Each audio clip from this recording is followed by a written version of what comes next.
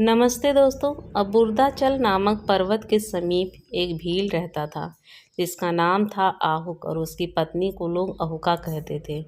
वह उत्तम व्रत का पालन करने वाली थी। वे दोनों पत्नी महान शिव भक्त थे और शिव की आराधना पूजा में लगे रहते थे।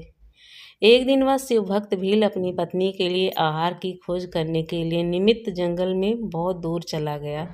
इसी समय संध्या काल में भील की परीक्षा लेने के लिए भगवान शंकर सन्यासी का रूप धारण करके घर आए।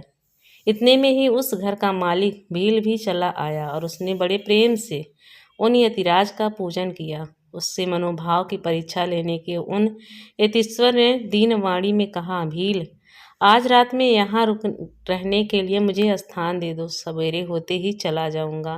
तुम्हारा सदा कल्याण हो। भील बोला, स्वामी जी, आप ठीक कहते हैं, तथापि मेरी बात सुनिए। मेरे घर में स्थान तो बहुत थोड़ा है, फिर उसमें आपका रहना कैसे हो सकता है। भील की यह बात सुनकर स्वामी जी वहाँ से चले जाने को उद्यत होने गए। तब भीलनी ने कहा, प्राणनाथ, आप स्वामी जी को स्थान दे दीजिए। घर आए हुए अतिथि को निराश न लौटाएं, अन्यथा हमारे गृहस्थ धर्म के पालन में बाधा पहुंचेगी।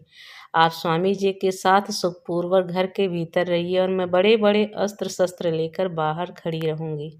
पत्नी की यह बात सुनकर भील सोचने लगा, स्त्री को घर से बाहर निकालकर मैं भीतर कैसे रह सकता हूँ। सन्यासी जी का अन्यत्र जाना भी मेरे लिए धर्मकारक होगा। ये दोनों ही कार्य एक गृहस्थ के लिए सर्वदा अनुचित है। अतः मुझे ही घर के बाहर रहना चाहिए।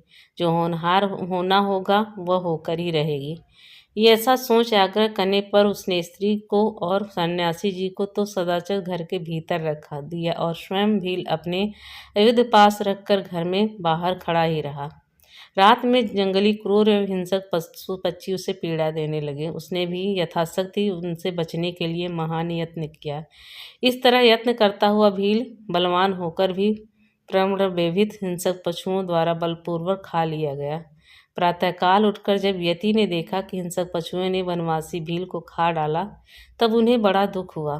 सन्यासी को दुखी देखकर भीलनी दुख से व्याकुल ही पर धैर्यपूर्वक उस दुख को दबाकर बोली, स्वामी जी, आप दुखी किस लिए हो रहे हैं। इन भील राज का तो इस समय कल्याण ही हुआ है। ये धन्य और कृतार्थ थे जो इन्हें ऐसी मृत्यु प्राप्त हुई। मैं चिंता की आग में जलकर इनका अनुसरण करूंगी। आप प्रसन्नता पूर्वक मेरे लिए एक चिता तैयार कर दें, क्योंकि स्वामी का अनुसरण करना स्त्रियों के लिए सनातन धर्म है।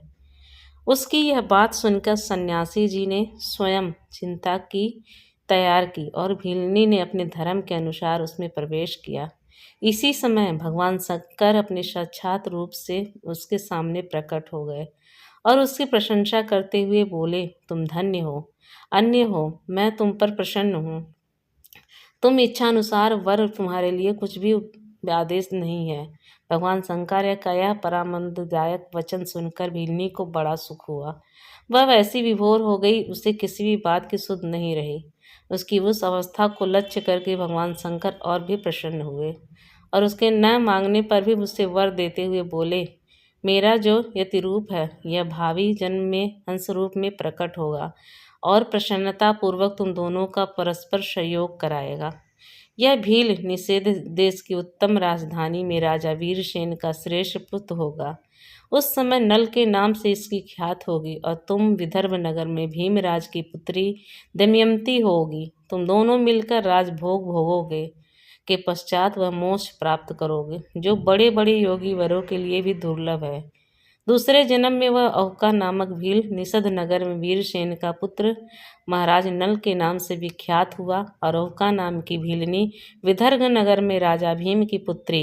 ऐसा कहकर भगवान शिव उस समय लिंग रूप में स्थित हो गए। वह भील अपने धर्म से विचलित नहीं हुआ था, अतः उसी के नाम पर उस लिंग को अचलेश संज्ञा दी गई। दमयंती हुई और ये यतिनाथ शिव यहाँ हंस रूप में प्रकट हुए। उन्होंने दमयंती का नल के साथ विवाह कराया। पूर्व जन्म के कार्य जनित पुण्य से प्रसन्न हो भगवान शिव ने हंस का रूप धारण कर उन दोनों को सुख दिए। हंसवतारिणी शिव भक्ति की बातें करने और संदेश पहुँचाने में कुशल ये नल एवं दमयंती दोनों के लिए परानंददायक हुए। धन्यवाद दोस्तों। ओम नमः शिवाय।